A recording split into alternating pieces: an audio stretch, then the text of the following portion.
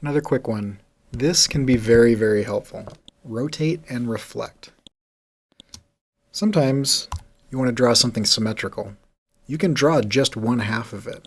You don't have to try to draw the entire thing. So a lot of people will try to draw a heart like this, and then they'll come back and try to match the other side, and it just gets really wonky.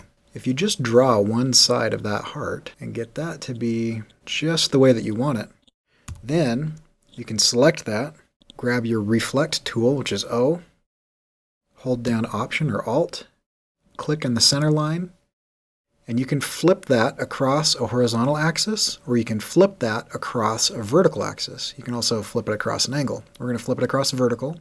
If you want to know which one's which, you can just click in these buttons and hit Preview. Then you just choose Copy. Then you have an exact copy. It's a little weird there, and we could fix that. If you want to, you can grab your shape building tool, and now it's one shape. Another one that is really, really helpful is the rotate tool.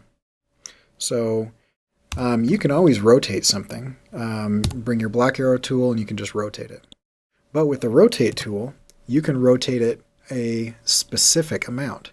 So you can come in here and you can do this, or if you double click, you can rotate it by degrees, and you can make copies of that.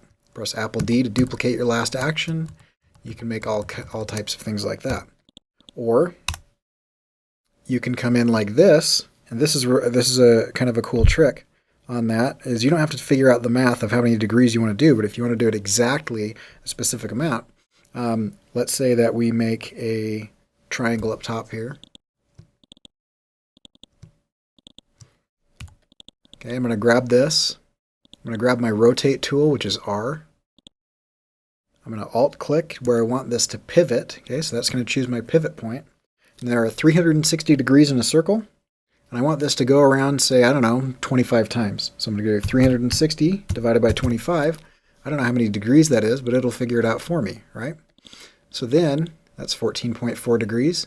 I click Copy, and then Apple D again, or Command D. And it'll do that. So there's a lot of different things that you can do with that. You can make yourself patterns, but the rotate and reflect. Just make sure that when you're doing those things, say you've drawn something and you're ready to reflect it, make sure that you click away, because it will just reflect. Notice how it didn't reflect the entire object, it just reflected that anchor point. It reflects whatever is selected. So make sure that you use your black arrow tool, click away from it, and click it. And now all of these anchor points are selected.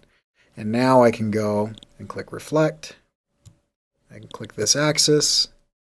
I can click Preview, and I can kind of guess where that is or whatever. Or reflect it.